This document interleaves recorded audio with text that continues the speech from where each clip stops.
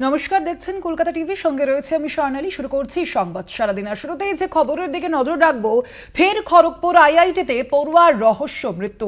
Hostel থেকে উদ্ধার পড়ুয়ার ঝুলন্ত দেহ। কলকাতার রিজেন্ট পার্কের বাসিন্দা রিতম মণ্ডলের রহস্য মৃত্যু। খড়গপুরের আইআইটিতে পড়ুয়ার রহস্য মৃত্যু এবং ফের এই ঘটনায় একাধিক প্রশ্ন আবারও সামনে আসছে। আপনাদের জানিয়ে রাখি, ফের খড়গপুর আইআইটিতে পড়ুয়ার রহস্য মৃত্যু। হস্টেল থেকে উদ্ধার পড়ুয়ার ঝুলন্ত দেহ। কলকাতার রিজেন্ট পার্কের বাসিন্দা এই রিতম মণ্ডলের রহস্য মৃত্যু ঘিরে একাধিক প্রশ্ন ইতিমধ্যেই সামনে আসছে। খড়গপুর আইআইটি ক্যাম্পাসে ফের এক পড়ুয়ার রহস্য মৃত্যু আপনাদের জানিয়ে রাখি, এবং সেখানেই একাধিক প্রশ্ন সামনে আসছে। কেন বারবার এই ঘটনা ঘটছে? এই নিয়ে গত জানুয়ারি মাস থেকে এখনো অবধি ক্যাম্পাসে 4 জন পড়ুয়ার অস্বাভাবিক মৃত্যুর ঘটনা ঘটল। কেন এই ঘটনা ঘটছে বারংবার? পড়াশোনার অত্যধিক চাপ নাকি অন্য কোনো বিষয় রয়েছে এর পেছনে? সেই প্রশ্নই কিন্তু ইতিমধ্যেই তোলা হচ্ছে। আপনাদের জানিয়ে রাখি, খড়গপুর আইআইটিতে সেখানেই পড়ুয়ার রহস্য মৃত্যু ঘিরে একাধিক প্রশ্ন সামনে আসছে। হোস্টেল থেকে উদ্ধার পড়ুয়ার ঝুলন্ত দেহ। কলকাতার রিজেন্ট পার্কের বাসিন্দা রিতম মণ্ডলের রহস্য মৃত্যু ঘিরে একাধিক প্রশ্ন ইতিমধ্যেই সামনে আসছে। আরো বিস্তারিত জানবো আমরা। ফোন লাইনে রয়েছেন প্রতিনিধি সৌমকান্ত ত্রিপাঠী। সৌম, এখনো পর্যন্ত কলেজ কর্তৃপক্ষের তরফ থেকে কি বলা হচ্ছে? যেই ছাত্রের মৃত্যু হয়েছে তার পরিবারের সদস্যরা কি বলছেন? কি কারণে এই মৃত্যু? জানিয়ে রাখি, খড়গপুর আইআইটিতে ফের এক ছাত্রের ঝুলন্ত দেহ উদ্ধার হয়েছে এবং সেই ছাত্রের নাম রিতম মণ্ডল। তার বাড়ি রিজেন্ট পার্ক এলাকাতে, কলকাতাতে। এবং সেই ৪র্থ বর্ষের সেই ছাত্র মেকানিক্যাল ইঞ্জিনিয়ারিং ডিপার্টমেন্টের ছাত্র ছিলেন, রাজেন্দ্র প্রসাদ হলে ছিলেন।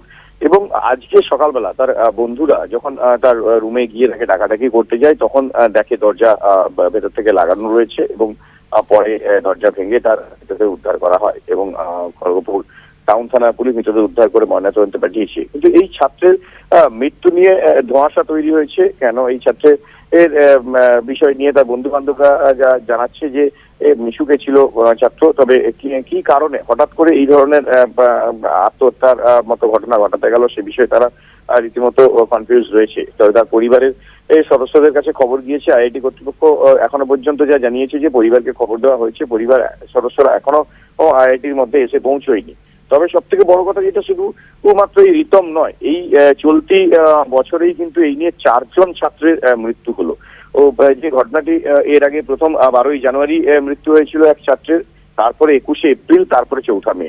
পরপর 3 জন এবং আজকে আরেকজন, মোট 4 জন ছাত্র এক বছরেই মৃত্যু হয়েছে, যা রীতিমতো আইআইটিকে প্রশ্নের মুখে ফেলে দিচ্ছে যে যেভাবে পড়ুয়ারা পরপর পড়ুয়ার মৃত্যুর ঘটনা ঘটছে এবং এই 1 বছরে মাত্র 6 মাসের মধ্যেই এই যেভাবে 4 জন পড়ুয়া আত্মহত্যা করেছে এবং গত কয়েক বছর ধরে লাগাতার খড়গপুর আইআইটিতে কিন্তু এই ছাত্র মৃত্যুর ঘটনা ঘটে চলেছে, যা কিন্তু প্রশ্নচিহ্নের মুখে ফেলে দিচ্ছে আইআইটি কর্তৃপক্ষকে যে কি কারণে ছাত্ররা এভাবে পরপর আত্মহননের পথ বেছে নিচ্ছে। সেটা নিয়ে রীতিমতো আলোচনার বিষয়বস্তু হয়ে দাঁড়িয়েছে। তবে এই মুহূর্তে তার বাড়ির লোকজন, বাড়ির সদস্যরা, তারা এখনো পর্যন্ত এসে পৌঁছননি। তারা এসে পৌঁছলে মৃতদেহ ময়নাতদন্তের পাঠানো হয়েছে খড়গপুর মহকুমা। মৃতদেহ ময়নাতদন্তের পর তাদের হাতে তুলে দেওয়া হবে। ধন্যবাদ তোমায় সৌমকান্তি। খড়গপুর আইআইটি ক্যাম্পাসে ফের ছাত্রের রহস্য মৃত্যুর ঘটনা ঘটল। ক্যাম্পাসের হোস্টেল থেকে উদ্ধার হলো ছাত্রের ঝুলন্ত মৃতদেহ।